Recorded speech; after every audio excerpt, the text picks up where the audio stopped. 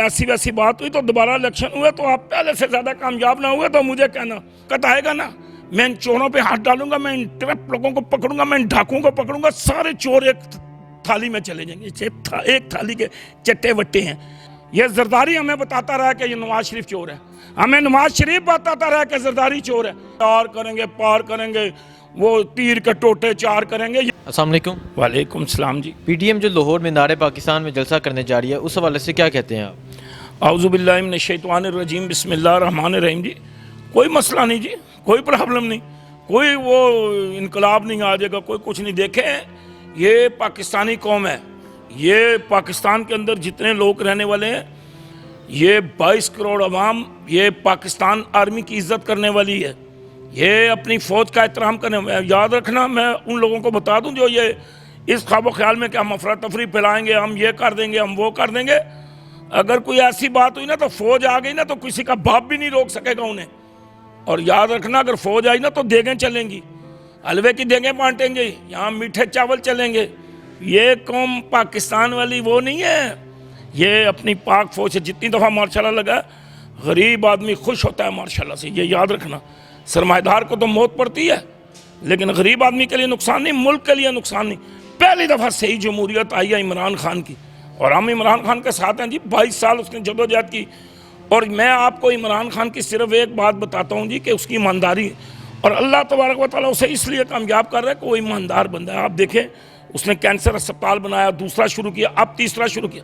खुदा की कसम मैं उस दिन रो रहा था, अल्लाह की कसम मैं रो रहा था कि मेरे मुल्क का वज़ीर आज़म इस मुल्क के लिए, इस कौम के लिए, इस वतन के लिए, हमारे लोगों के लिए इतना दर्द रखता है और इतनी मोहब्बत रखता है।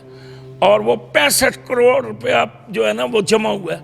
और एक बंदे ने कहा जी मैं गरीबों के लिए 5,000 जो है ना वो फ्लैट तामीर करके दूंगा। यार एक बंदा दर्द रखता है, दिल मोहब्बत रखता है, प्यार रखता है, इस वतन से मोहब्बत करता है, और उसकी तुम टांगे खींच रहे हो। कभी एक आता है, कभी दूसरा आता है, उसको कभी एक जगह से डर। और याद रखो, और इमरान खान आप भी सुन लें, इंशाअल्लाह ताला अगर ऐसी वैसी बात हुई तो दोबारा इलेक्शन हुए तो आप पहले से ज़्यादा कामयाब ना हुए तो मुझे कहना। लोग इनसे नफरत करते हैं जो अपनी माँ के जनाजे में नहीं है। ये कहते थे ना वोट को इज्जत दो, वोट को इज्जत मिली, लोगों ने वोट को इज्जत दी और इमरान खान मुंतखब हुआ। और इन्होंने माँ के साथ क्या किया, इन्होंने कहा वोट को गोली मारो। माँ के बस क्या मैं बताऊँ आपको, ये क्या है। और बादशाह दोबारा इलेक्शन हुआ, इमरान खान पहले से ज़्यादा अक्सरियत लेगा, लेकिन हुकूमत जाती नहीं है। अगर धरनों से हुकूमत जाती है तो इमरान खान जब ने धरना दिया था, हम वहाँ जाते थे, हम अपनी पूरी फैमिलियों को लेके जाते थे।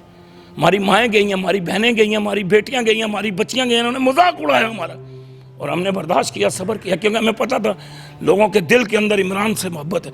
देखें उसकी ईमानदारी की वजह से उससे लोग मोहब्बत कर रहे हैं। और फिर अल्लाह तबारक व तआला ने इमरान खान को ऐसी फतह और कामयाबी दी।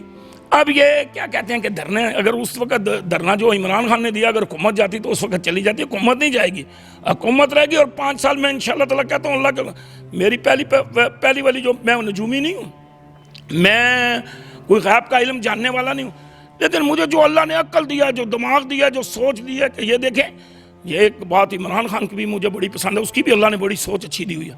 वो कहता था जब वक्त आएगा ना, मैं इन चोरों पे हाथ डालूंगा, मैं इन ट्रैप लोगों को पकड़ूंगा, मैं इन डाकुओं को पकड़ूंगा, सारे चोर एक थाली में चले जाएंगे। एक थाली के चट्टे वट्टे हैं, ये एक जगह जाके इकट्ठे हो गए और ये आपस में जनाब भाई भाई बन गए। ये हमें लड़वाते रहे हैं जी सारी ज़िंदगी। पीपल्स पार्टी मुस्लिम लीग से लड़ती रही है, मुस्लिम लीग पीपल्स पार्टी से लड़ती रही है। हज़ारों कारकुन, लाखों कारकुन बेघर हुए हैं जी उनकी वजह से और उनकी वजह से, और आज ये चोर इकट्ठे हो गए। चोरों सुन लो, अगर तुम ईमान, कुरान और ईमानदारी से आते तो लोग तुम्हें वोट देते, लेकिन तुम वोट के काबिल नहीं हो। मैं यहाँ, आप आज बक्सा रखवा लें जी, यहाँ किसी चौक में बक्सा रखवा लें, आप मस्जिद के नमाजी निकले ना, एक बक्सा मौलाना फजलुर रहमान साहब का रखा लें, एक आम किसी गरीब छाबड़ी वाले, रेड़ी वाले का रखा लें, इंशाअल्लाह ताला उसके वोट ज़्यादा निकलेंगे। ठीक है, वो अपने हल्के से कई दफ़ा जीता है, लेकिन अब वो बात नहीं रही। लोगों को अक्ल आई है जी, समझ आई है कि ये मुशर्रफ के साथ भी था, ये अपना शौकत अजीज़ के साथ भी था, ये मोहम्मद खान जुनेजो के साथ भी था, और ये जनाब नवाज शरीफ के 2 टर्नों में पहले जो 2.5 साल उन्होंने लगाया, क्योंकि उसमें इनकी आपस में मीटिंग हुई थी कि भाई 2.5 साल हम लगा लेते हैं, वो इन्होंने जो 2.5 साल लगाए हैं उसमें भी ये उनके साथ थे। फिर जनाब जब बेनज़ीर की हुकूमत आई, फिर बेनज़ीर की हुकूमत ख़त्म हुई, फिर जनाब वो वहाँ पे चलेगी नहीं। लेकिन ये आते जाते रहेंगे जी। मैं आपको यकीन से कहता हूँ इंशाअल्लाह ताला अल्लाह के हुक्म से, काली कमली वाले के सदके, वदवा के चेहरे के सदके, वल्लैल की जुल्फ़ों के सदके, मुज़म्मल वाली चादर के सदके, यासीन के सीने के सदके इंशाअल्लाह ताला इमरान खान को कुछ नहीं होगा। कौम इमरान खान के साथ है जी, अवाम इमरान खान के साथ है और इंशाअल्लाह ताला साथ रहेगी। नून लीग और पीपल पार्टी इस्तीफे देने जा रहे हैं और इनका कहना है कि इस्तीफों के बाद लॉन्ग मार्च किया जाएगा। इस हवाले से क्या कहते हैं आप? ठीक है ना जी, अगर इस्तीफे दे देंगे, पहले मैं आपको बताऊं ये देंगे नहीं, ये याद रखना। अगर इन्होंने इस्तीफे दिए ना तो आप ये देख लेना बीच में ऐसे तैयार बैठे हुए हैं, वो एक अलग ग्रुप निकलेगा। मैं आपको एक ऐसी बात बताने लगा हूँ, ये इनकी अकल ठिकाने आ जाएगी। वो अलग ग्रुप है जो बैठा हुआ है कि ये हमें इस्तीफों का कहें तो हम जाके इमरान खान को कहें जी हमारा ये अलग ग्रुप है जी, ये शहबाज शरीफ ग्रुप है जी, ये फलाना ग्रुप है जी, हम तो नहीं इस्तीफे देते नहीं। पहले तो इस्तीफों से कोई काम नहीं चलेगा। इमरान खान ने भी इस्तीफे दिए था ना, कौन सा काम चल गया था?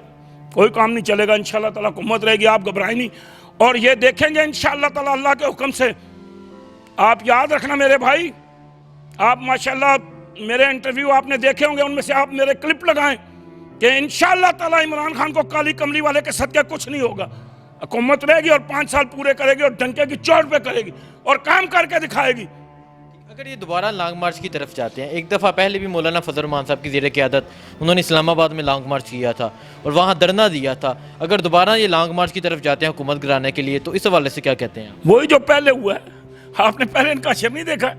ये कहते ना ओ भाई वो पीपल्स पार्टी, अगर बिलावल आ गया ना पीछे से भागा ना तो आप मुझे कहना। मैंने आपको एक कहानी पहले भी सुनाई थी, आज भी सुनाता हूँ। अंग्रेज़ के दौर में एक बंदा भर्ती होने के लिए गया ना फौज में, तो उसने जाके वहाँ इंटरव्यू वगैरह दिया और उसकी छाती देखी तो वो अनफिट था। तो उसने अंग्रेज़ को कहा मैं तसू। अंग्रेज़ ने पूछा व्हाट तसू क्या होता है? उसने कहा मैं तस जाना हुआ, जिस टाइम जंग हुए मैं दुश्मन के सामने डट जाना हुआ। कहीं यार इसमें तो रख लो, उसको रख लिया उन्होंने। तो जनाब जब जंग शुरू हुई ना तो उसने भागना शुरू कर दिया। उसने कहा तसू। उसके कदी माँ मैनू प्यार ना नसू भी कहनी सी, नसने वाले ने ये पीछे से भाग जाएंगे। ये मौलाना फजल रहमान को अकेला ये इस्तेमाल कर रहे हैं। ये मौलाना हमारे काबिल इज्जत हैं जी, लेकिन उनको इस्तेमाल कर रहे हैं, ये इस्तेमाल कर रहे हैं। और ये तुझी साढ़े चेयरमैन हो भाई, उसकी पुरानी क्लिपें देखें, वो नवाज शरीफ को गालियाँ दे रहा है, वो पुराना देखें जी जरदारी को गालियाँ दे रहे हैं, वो देखें मुशर्रफ को गालियाँ दे रहे हैं, फिर वो उनके साथ खा रहा है पी रहा है, उसका कोई इतबार नहीं करते। इसी तरह इसके साथ हो रहा है।